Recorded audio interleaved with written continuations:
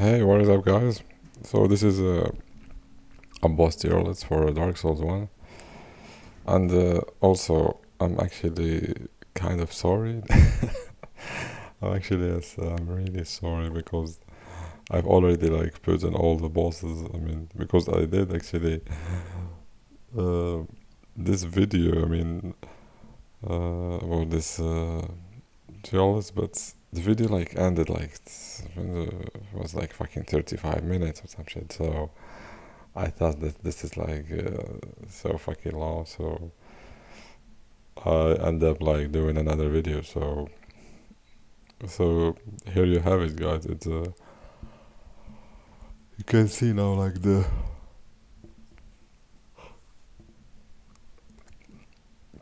you can see now like the bosses that I've put in actually in Ace rank. But I think for Dark Souls 1, I think it's a little bit obvious. The best bosses, the shitty bosses, like the worst bosses in the game are like. Obvious, like this is the Moonlight Butterfly, the Bed of Chaos. This is like the worst of almost all Souls games. I think there is no other boss. I don't know, Elden Ring, Sekiro, Dark Souls 3, Bloodborne. All the games doesn't exist a boss that is like even worse than Bed of Chaos. Capra Demon, and we all know why. Capra Demon is like in D tier, and I mean easily this Bed of Chaos could have like been. We don't have an F tier here in this like most tier list, so Bed of Chaos deserves to be like below, even below this ranking. So here we have Capra Demon, we have the Ceaseless Discharge. Capra Demon,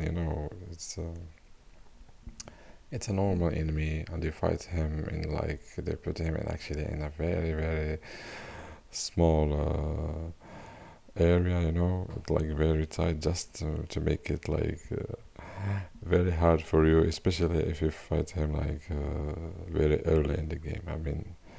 There is like tactics to cheese him or like make him like very easy. You can like get this stone armor and just poise all through all his attacks and like destroy him with any good weapon. You can like 3 shots him or 4 shots him. You can even one-shot him.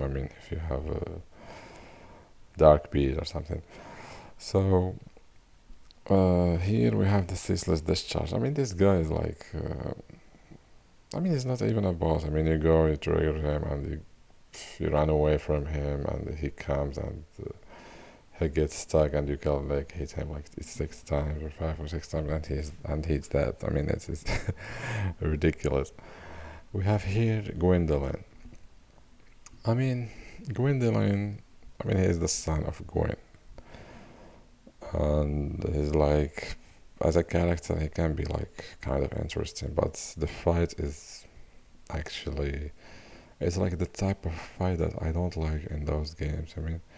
Because for Moonlight Butterfly, I didn't like her because she just like flies and starts throwing like magic at you, and you just like you can't do shit. You just dodge and dodge and wait for her to like to get down so you can like hit her, especially if you are like a melee. You have a melee build, you are a melee character. But if you have like sorceries or pyromancy. You can like shoot her like from distance and like finish her in like no time. So this is why those guys.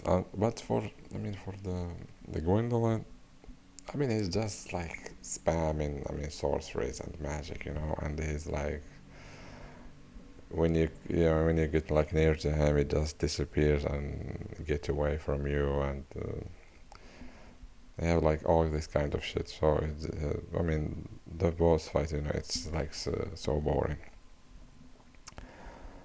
So here, guys, actually in the Gaping Dragon, I put him in the C ranking because Actually, I didn't like this guy. I don't know, but I've seen people talking that the design of this boss is actually cool, but I don't know. I didn't like him. Like this big type of like a dragon or I don't know what creature is it. And you hit him like in his fucking serpent head, and he just rush at you. And if he like hits you with his humongous body, I mean, he just destroys you. I mean, it's like really not the boss that I would like, you know. So we have actually here Pinwheel. Pinwheel, it's like a very very shitty boss, you know. So I think, but it's not like as bad as those other guys here in the D rank. So he deserves to be here, you know. Asylum Demon. This guy, I mean, for the first boss, is kind of okay. I mean, if this guy was like unique, we didn't have like other stray demon and fair siege demon that are like the same, almost the same as Asylum Demon, but they have like this more attacks like the explosions and shit like that. This guy for a first boss is kind of decent, but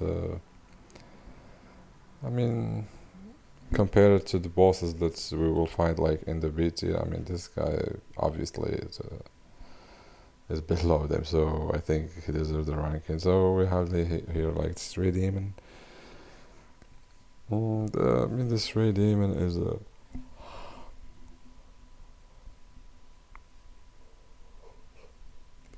is Asylum Demon like 2.0. They added like only some explosions to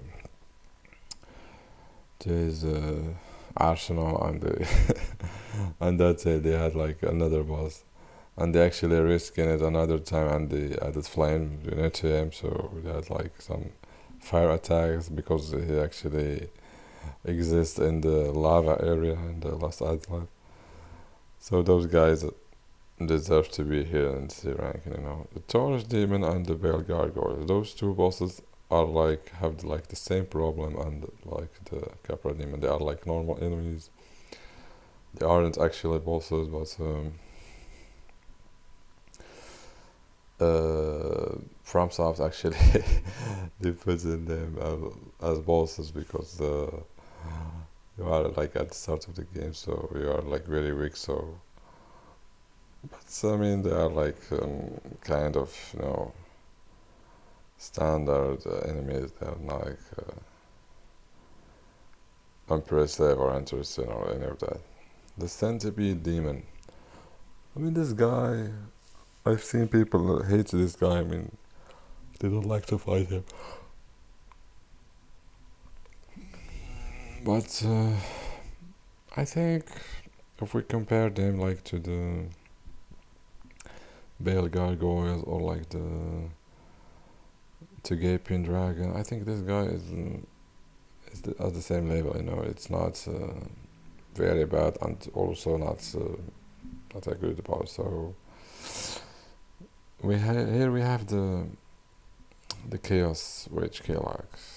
Actually, for Kilak, I mean, she could have been like in better like possession, but the problem with her is she's like very very tanky, you know. I mean, she's like ridiculously tanky. So I thought that the fight against her gets really boring. You know, she's like throwing those flames, uh, throwing lava all over the place. Just run away from her. The fight is kind of boring. This is why I think I've put her here in the C rank. So now we get to here to B ranking, I think. Four Kings. Firstly, I mean, the first time that I've played Dark Souls, my first playthrough, I didn't like those guys. I mean, I felt like they don't belong to the Dark Souls world. You know, they are like from actually they are like very different from all the other bosses. So I didn't like them. And also, you fight them in like this black, empty area. I didn't like actually the design of the fight. But I think they have some attacks, they have this lore to them that actually they are in the abyss and all that. So I think maybe they are like a little better than all those guys here. So I think they deserve to be in the B tier. For the Iron Golem, this guy is like a very normal enemy, but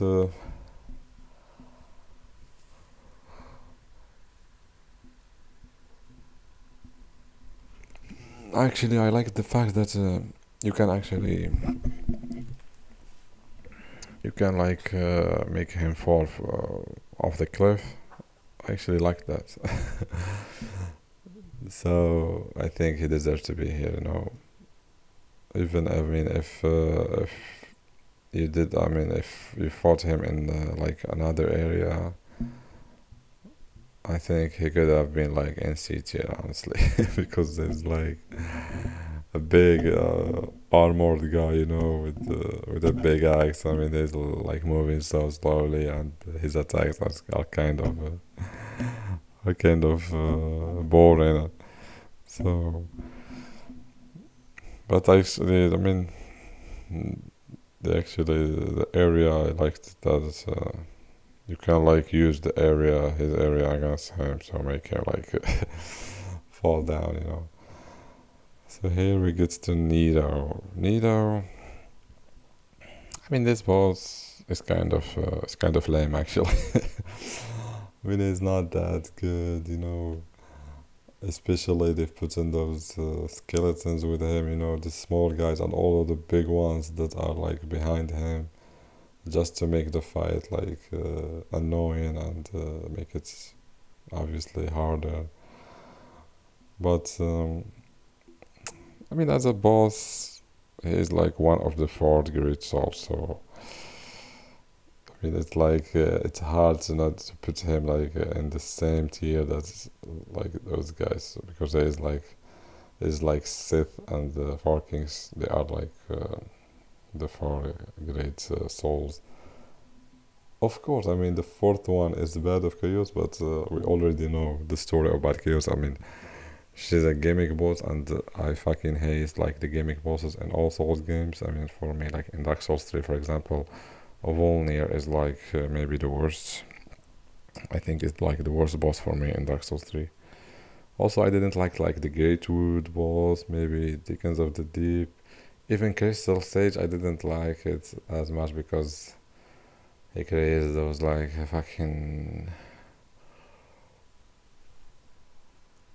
fucking clones, and they start like spamming you, and you should like I mean, in the speed run you can like wait for those the homing like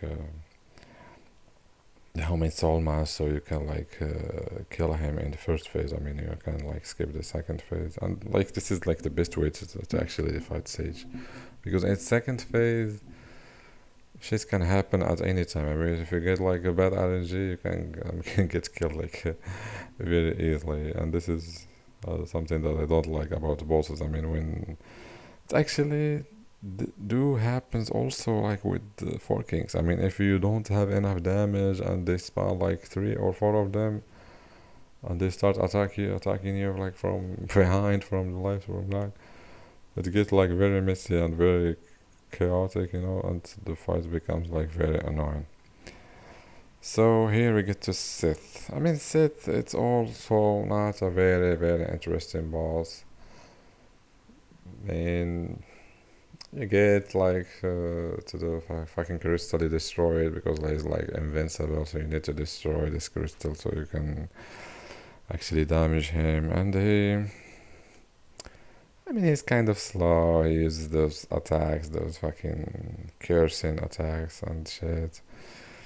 But I mean, if we see the design, and we can say that he is like kind of a decent boss. And here we get like the Sanctuary Guardian, the first actually boss of the DLC. This boss, this boss actually is better than all those other bosses. If you, I mean, obviously this guy. I mean, if we see it like technically and like from a gameplay point of view, this guy surpass all of this of the other guys that actually exist in this. Persela is also cool. Persela is really a cool and amazing boss. She's really cool. I mean, her site is actually amazing. I mean, how actually she disappears. I mean, when you attack her, and she left actually those footsteps, and you can like see them and attack her. So she you can like fucking make turn her like visible again and fight her normally. And she had like also like the bleed damage in her side. She's actually a cool boss. So I think for me those two bosses actually are better than those four. But but I don't know, dude. I think those two guys deserve to be here in A class because those two bosses uh,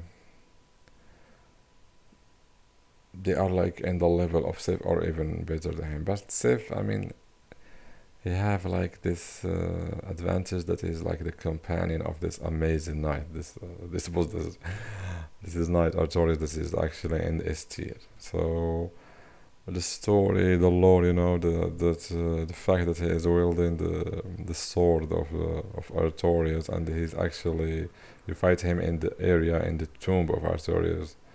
This is, I mean, it's very cool. I mean, when you get to the tomb, you find, I mean, he shows up and he fights you because he don't want you to have the same fate as his knights. I mean, the story is like amazing. So this is why I think I've put them actually safe here in A tier. Those two guys, I mean, the Sanctuary Guardian and also Persila, I think they deserve to get up here in the A tier. And I will do it, dude. I will fucking get them here in A tier. Also, now we get to Gwen. I mean, dude, Gwen. I could have put in Gwen actually. I mean, because Gwen, I mean, lore-wise, Gwen is like amazing. He's like he's like the Lord of Sunlight. He's like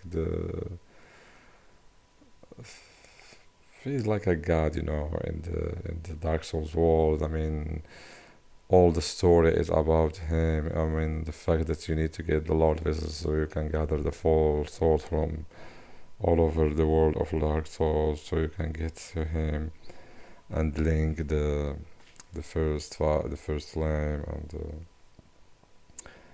this is like very cool. But I mean, in the fight, the fact that he can't use like projectiles, I mean, throw like sunlight spear at you, so I didn't like that about the fight. So the fight feels kind of incomplete. He just rushed you, he just hit you with, I mean, the way he actually rushes you and attack you and like fly in the area and jump at you, I like that, but I didn't like that he can't like use projectiles and throw like sunlight speeds like Soul of Cinder does. I mean, in the image we see that he actually throwing sunlight speed. I mean, he's like a fucking god, dude. So he's throwing like sunlight spears at enemies, at those dragons in the first like first battle against the dragon.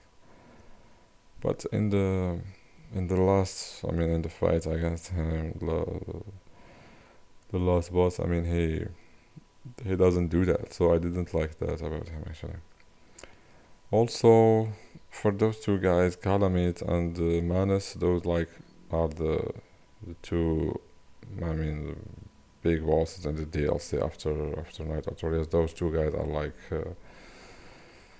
kind of like the hardest bosses, obviously in Dark Souls. I mean, they have like so many attacks. They are like kind of cool bosses, but I didn't put them actually here in S tier. Even they can't. I mean, they deserve to be here. I mean, if from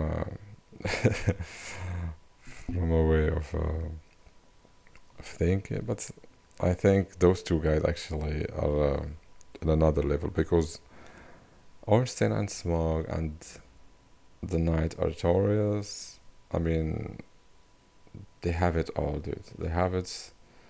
The gameplay, the lore, everything about those two bosses is ridiculous. It's so good, and they deserve to be here actually in S tier. So there you have it, guys.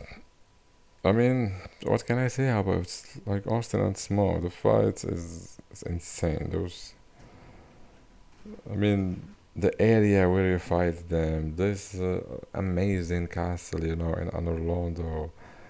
The fight, I mean, how they fought like both of them, and when you defeat one of them, the other one like transforms and takes like the energy of the fallen companion, and he becomes like more powerful, and you fight him in like the second phase, and after that you get to Guinevere, and you get the Lord Vessel. Those guys, like, I mean, they are like very very important in the Dark Souls run, you know, and they are like legendary bosses. I mean, these people does they don't like they don't know even anything about Dark Souls. They never played Dark Souls, but they heard actually about the Arsene and small boss. This boss is like very very legendary.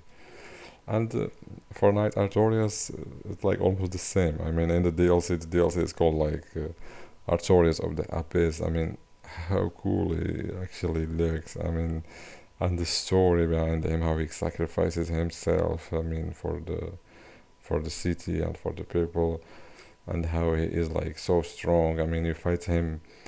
I mean, already I mean, he lost his hand, his strong hand, and he fight you with the other hand, and he's still like so fucking strong. But actually, he was like consumed by the abyss. So in the fight, you see him like fucking getting buffed by this black energy or whatever. The fight is like very very amazing. For these two guys, Manus and Calamite, I think those two guys could have been here in S tier, but I already told you guys, those two are like so epic. So I thought that for a Dark Souls, for Dark Souls one actually, Bosterless, only those two guys should actually be in the S ranking.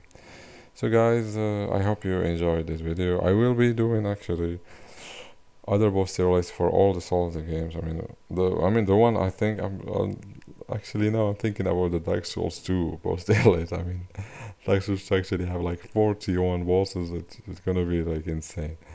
So actually, guys, look forward to the Dark Souls 2 boss tier list, and I will be doing also the for Elden Ring, the Sekiro, Bloodborne, all the Souls games, because I really like those games. I really like FromSoft.